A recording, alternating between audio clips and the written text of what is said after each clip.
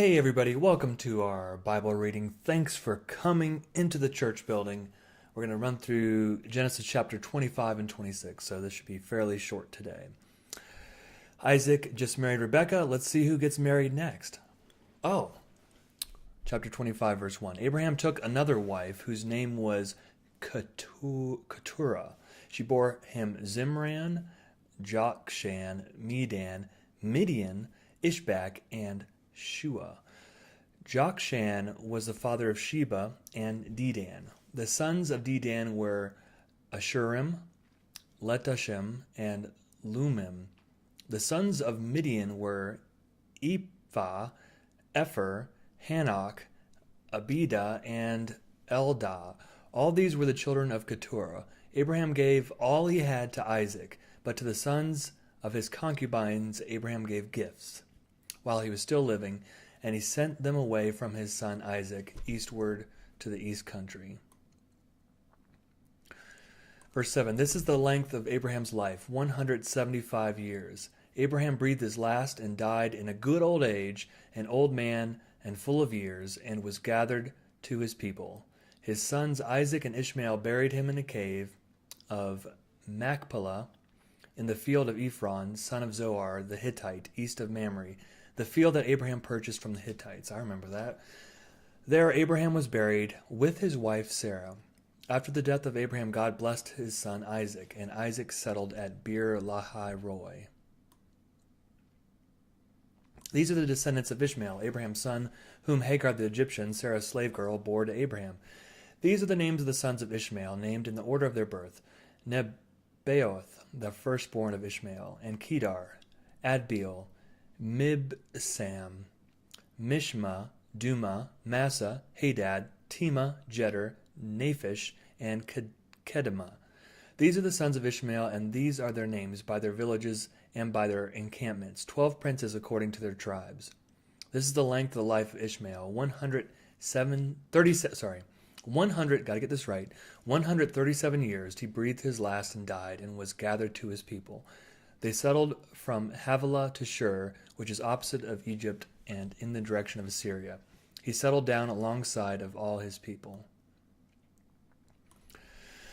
These are the descendants of Isaac, Abraham's son. Abraham was the father of Isaac. Yes, we know. And Isaac was 40 years old when he married Rebekah, daughter of Bethuel and Aramean of Paddan Aram, sister of Laban the Aramean.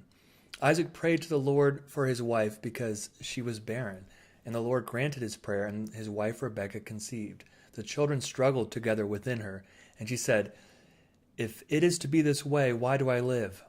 I guess it was a challenging pregnancy. So she went to inquire of the Lord, and the Lord said to her, "Two nations are in your womb, and two peoples born of you shall be divided. The one shall be stronger than the other, and the elder shall serve the younger." When her time to give birth was at hand, there were twins in her womb, sure enough. The first came out red, all his body like a hairy mantle, so they named him Esau.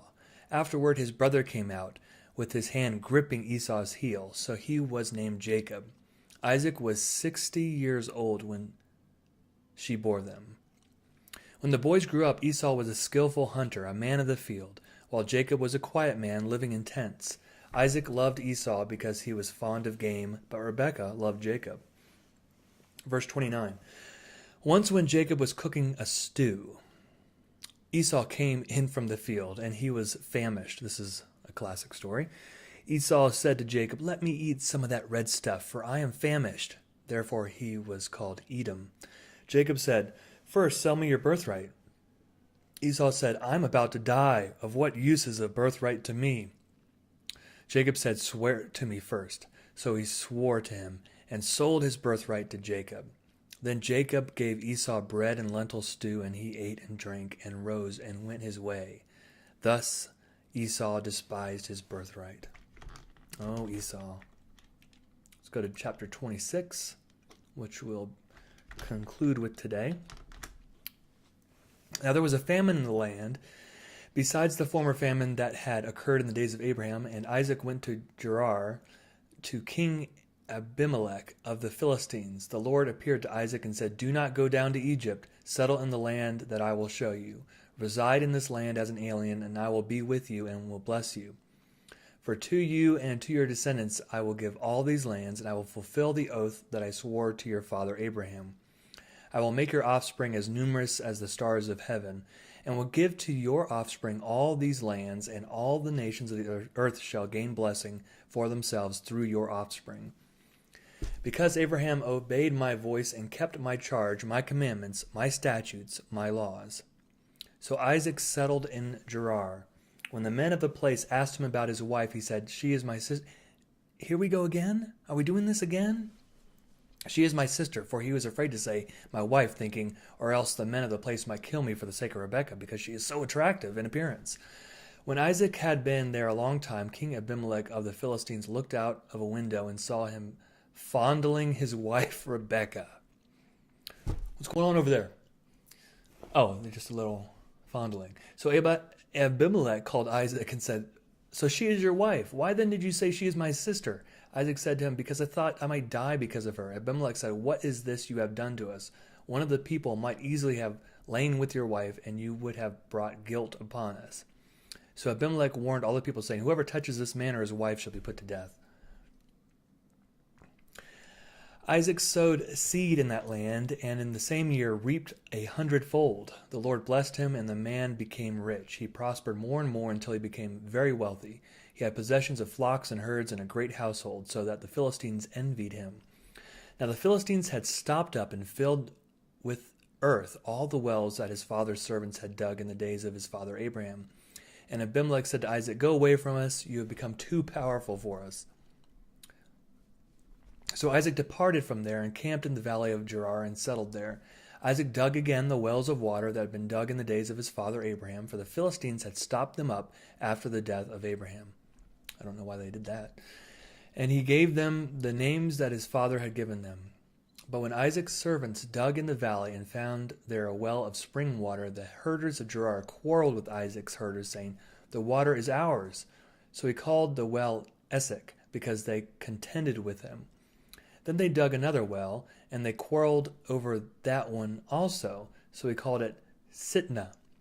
He moved from there and dug another well, and they did not quarrel over it, so he called it Rehoboth, saying, "Now the Lord has made room for us, and we shall be fruitful in the land." Verse 23. From there he went up to Beersheba, and that very night the Lord appeared to him and said, "I am the God of your father Abraham. Do not be afraid, for I am with you, and I will bless you and make your offspring numerous for my servant Abraham's sake." So he built an altar there, called on the name of the Lord, and pitched his tent there. And there Isaac's servants dug a well. Then Abimelech went to him from Gerar with Ahuzzath, his advisor, and Phicol, the commander of his army. Isaac said to them, "Why have you come to me, seeing that you hate me and have sent me away from you?" They said, "We see plainly that the Lord has been with you, so we say, let there be an oath between you and us, and let us make a covenant with you, so that you will do us no harm, just as we have not touched you, and we have done to you nothing but good, and have sent you away in peace. You are now the blessed of the Lord." So he made them a feast, and they ate and drank. In the morning they rose early and exchanged oaths, and Isaac set them on their way, and they departed from him in peace. That same day Isaac's servants came and told him about the well that they had dug, and said to him, "We have found water." He called it Sheba. Therefore the name of the city is Beersheba to this day. Verse 34.